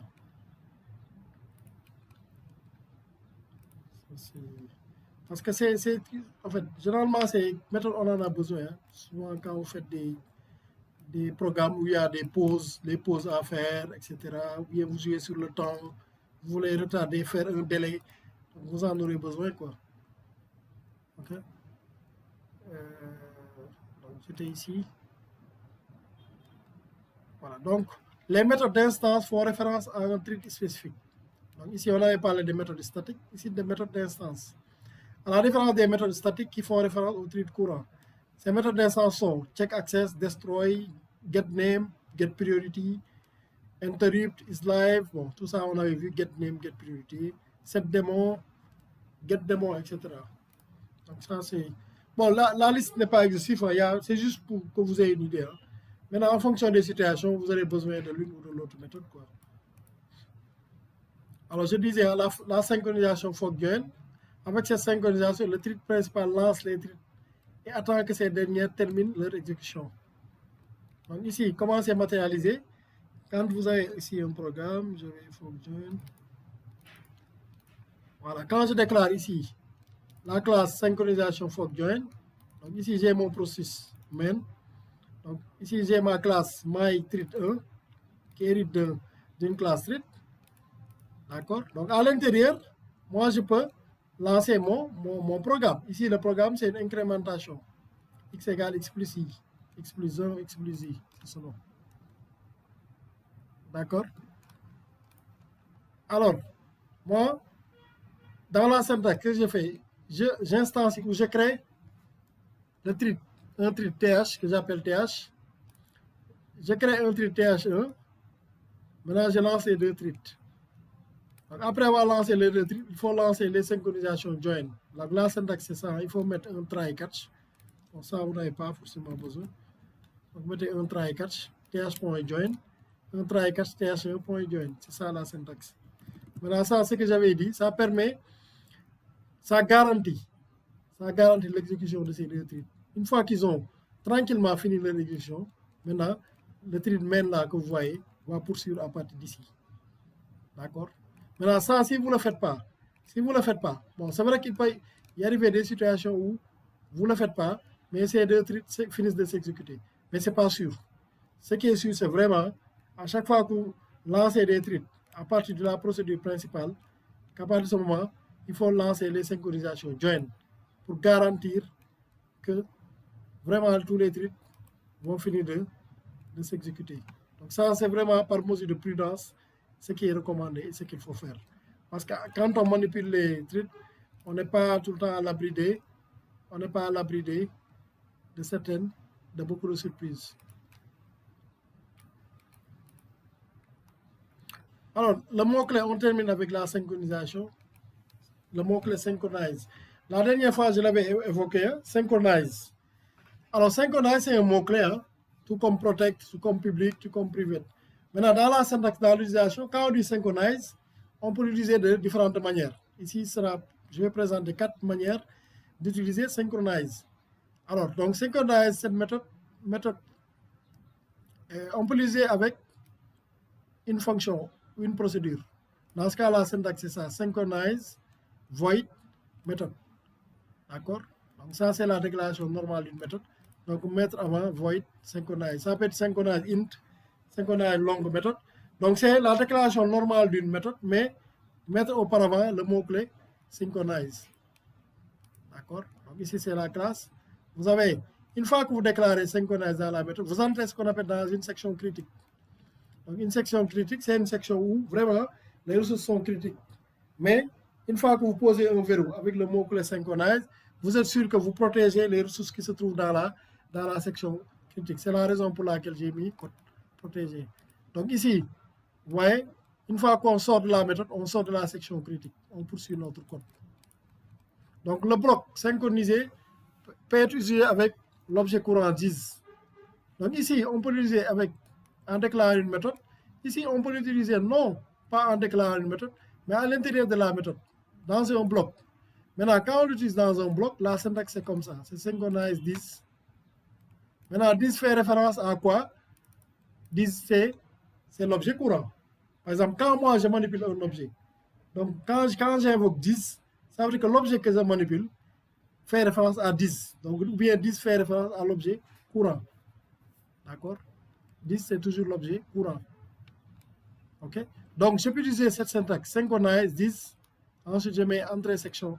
Bon, ça c'est des commentaires hein, pour dire que du moment que j'invoque cette syntaxe-là, je suis en section critique. Donc, ça veut dire que dans cette section, mes données sont protégées. Donc, je peux tranquillement faire l'exécution. Maintenant, je sors de là, du bloc. Quand je sors du bloc, je libère le verrou. Donc, quand je vais synchroniser 10, j'ai pris un verrou. Et le verrou, c'est 10. C'est la clé. Maintenant, une fois que je sors, je libère la clé. Pour qu'un autre qui en a besoin puisse la reprendre pour de besoin faire ce qu'il aura à faire. Donc, ici, vous avez deux manières d'utiliser synchronize.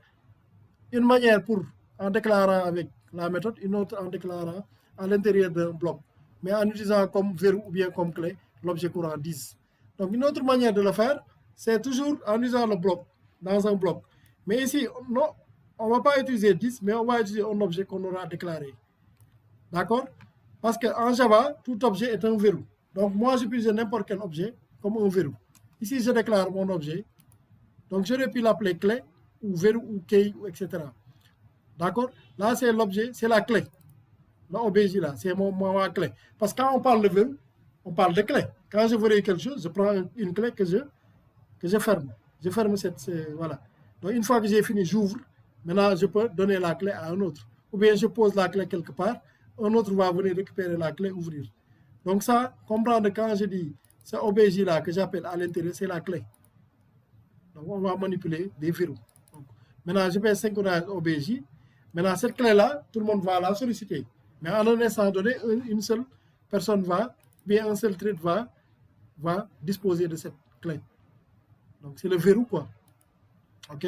Si je veux, j'aurais pu l'appeler verrou, peu importe. Donc, mais dans ce cas, je vais mettre ici verrou. Donc, ici, je vais mettre verrou. Comme je veux. Ça, c'est juste des appellations. D'accord? Voilà. Donc, la dernière utilisation, bloc synchronisé avec le verrou de classe courante. On peut utiliser aussi comme clé la classe courante. Donc, la classe courante, c'est exemple.classe. Parce que la classe courante, c'est que moi, je suis dans la classe exemple. Ce bloc-là se trouve dans la classe exemple. Donc, la classe courante, c'est exemple. Dans ce cas, ma clé sera exemple.classe. Maintenant, pourquoi on utilise cette syntaxe? Généralement, quand la variable est en mode statique, parce qu'une variable peut être une variable d'instance, ou bien une variable statique, ou bien une variable de classe. Donc, quand moi, ma variable est une variable statique, ou bien une variable de classe, donc, pour vraiment protéger cette variable, il me faut utiliser une clé qui est de type classe, qui est de niveau classe. C'est ce qui doit se faire. Donc, dans ces cas-ci, il faut utiliser une classe. Ici, par exemple, la classe courante, c'est exemple.classe. Pour vraiment protéger ma variable. Parce qu'à l'intérieur de ce code, il peut y avoir une variable qui est de type classe. D'accord? Donc là, voilà défini les 4 façons d'utiliser la synchronisation avec le mot-clé synchronize. Donc, synchronize, le mot-clé, c'est une forme de synchronisation de type exclusion mutuelle. D'accord? Donc, il peut y avoir plusieurs formes de synchronisation. Mais synchronize, c'est une synchronisation de type exclusion mutuelle. C'est-à-dire c'est un verrou qui est là, qui est posé. Donc, une fois que ce verrou est posé, l'accès à la ressource qui est protégée, cet accès est utilisé par un seul thread. Donc, on exclut les autres. Mais une fois qu'on a fini, il faut libérer. Parce que si on ne libère pas, on va, ce qu'on appelle verrou, on aura un verrou mortel.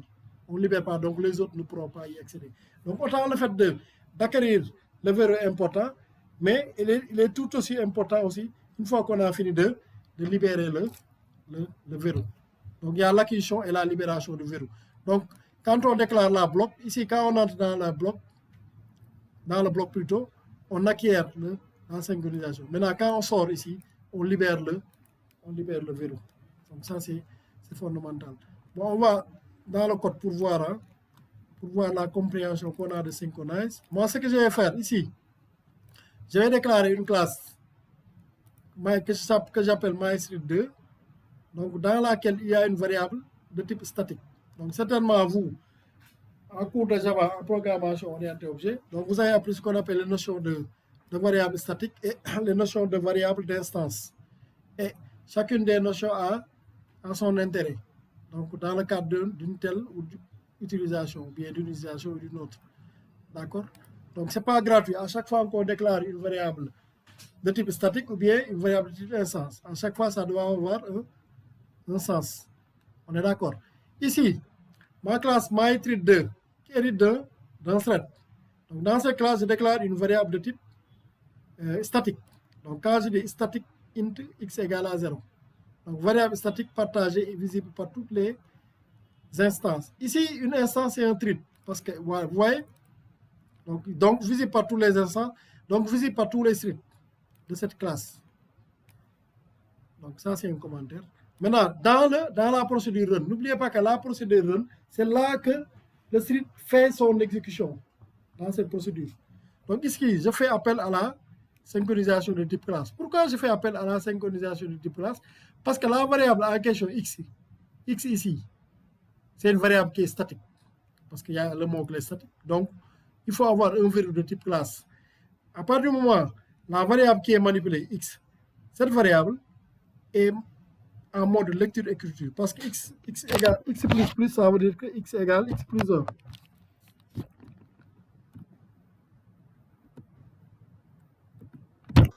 D'accord? Bon, un instant, j'allume la lumière.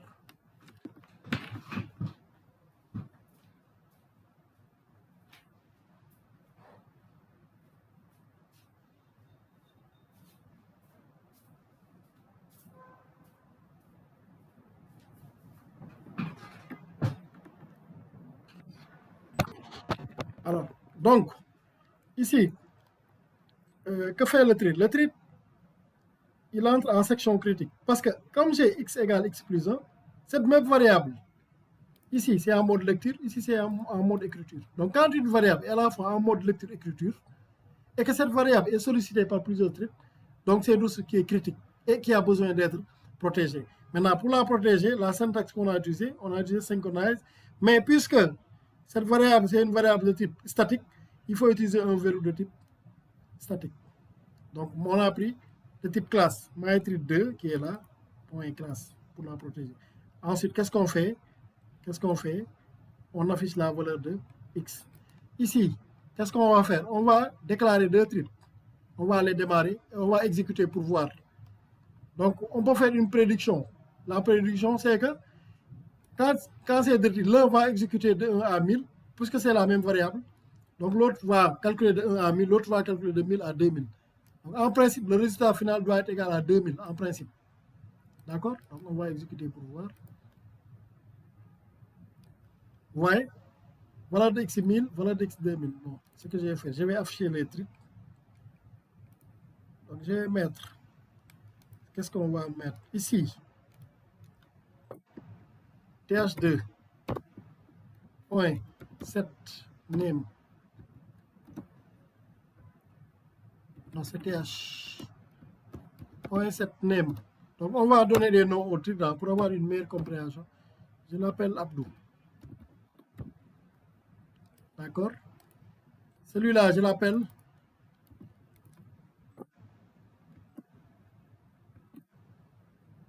point.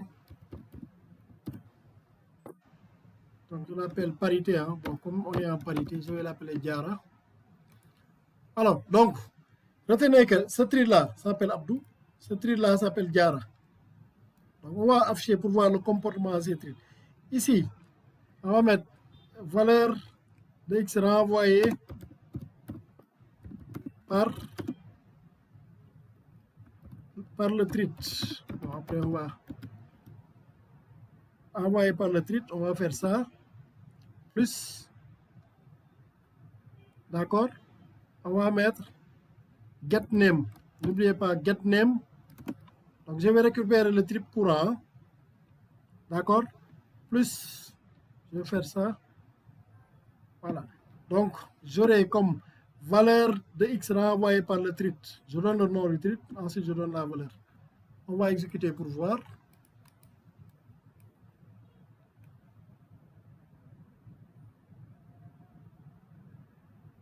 Vous voyez, valeur de x renvoyée par Abdou. Ça veut dire qu'Abdou compte en premier. D'accord? Il va compter de 1, il va incrémenter 1, 2, 3, 4 jusqu'à 1000. Lorsqu'il a fini, Diara va continuer à partir de 1000, 1000, 1001, 1002 jusqu'à 2000. D'accord?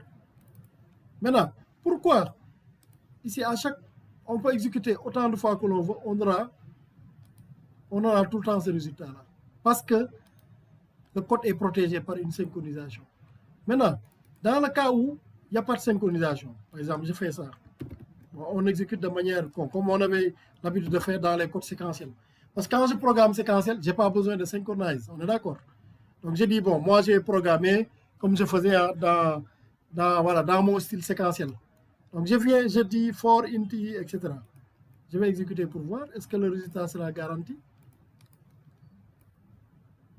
Ah, là ça change. Vous voyez? On a 190 000 ou bien 1 900 000, 2 000, etc. Donc là, ça change complètement. Vous voyez? Donc on a des valeurs des données qui sont fausses. Vous voyez? Ça, à chaque fois que j'exécute, vous voyez la valeur que ça renvoie. Maintenant, imaginez dans des systèmes qui sont critiques. Voilà. Bonjour les dégâts. Parce qu'on n'aura pas protégé. Vous voyez? Maintenant, quand je laisse juste un seul thread s'exécuter, il n'y a pas de souci. Parce qu'avec un seul thread, je n'ai pas besoin de synchronisation. Par exemple, je dis que le thread 2 là, il ne va pas s'exécuter. Donc je vais juste laisser un thread s'exécuter. Donc certainement, on aura une valeur qui est égale à 1000. 1000. Parce qu'il y a un seul thread qui s'exécute. Mais à partir du moment où je mets 2, 3, là, il y a la notion de concurrence qui entre en compte. Donc dans ce cas, il faut que je protège ma ressource.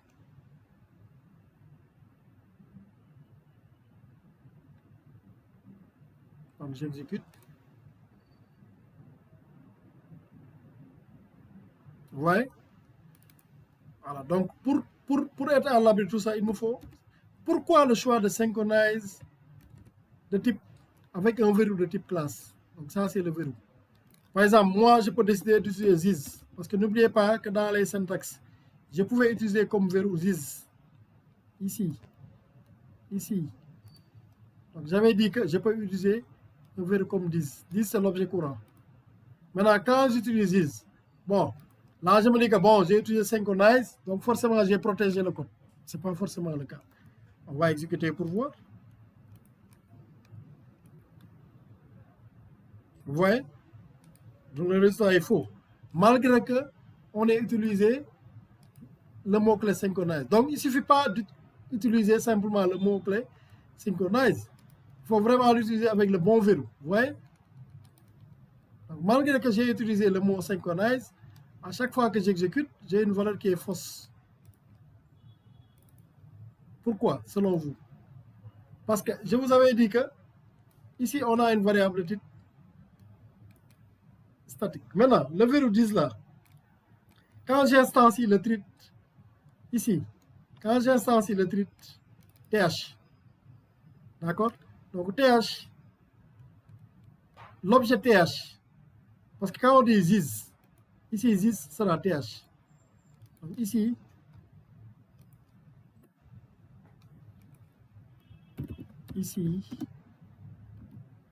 ZIS correspond à th. On est d'accord, l'objet th. Ici, quand je crée, ici ZIS correspond à l'objet th2. Alors, ici j'ai deux clés. Ici j'ai deux clés. Admettons que moi, je dis que moi j'ai une chambre ou bien une classe. Je prends l'exemple de la classe. Donc on dit que la classe doit être protégée. Normalement, pour protéger, je dois avoir une seule porte d'entrée et une seule clé. Maintenant, je décide de mettre deux portes et deux clés. Ou bien, même si je mets une porte, je mets deux clés. Quand je mets deux clés, moi, je ne protège pas. Parce que quand je mets deux clés, une personne peut venir ouvrir, entrer et refermer. une autre personne va venir avec sa clé, ouvre, il rentre. Alors que moi, la situation que je vais éviter, je ne veux pas que deux personnes en même temps entrent dans la classe. Donc là, il faut forcément une seule clé.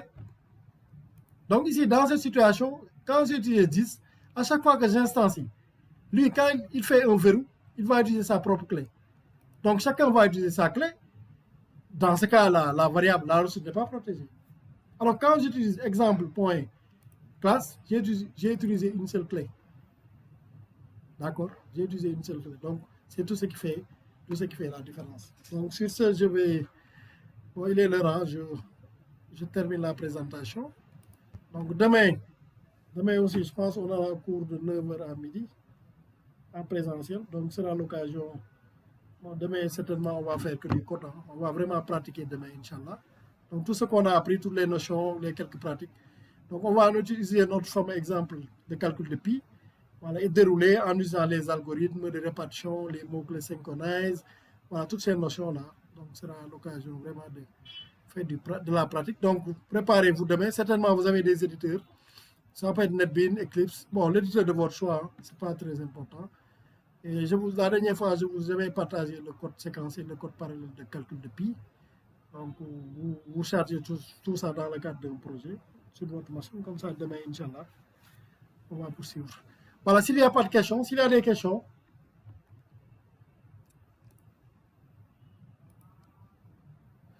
Est-ce qu'il y a des questions? Bon, apparemment, il n'y a pas de questions. Bon, s'il n'y a pas de questions, on se dit bonne soirée et à demain, Inch'Allah. Merci.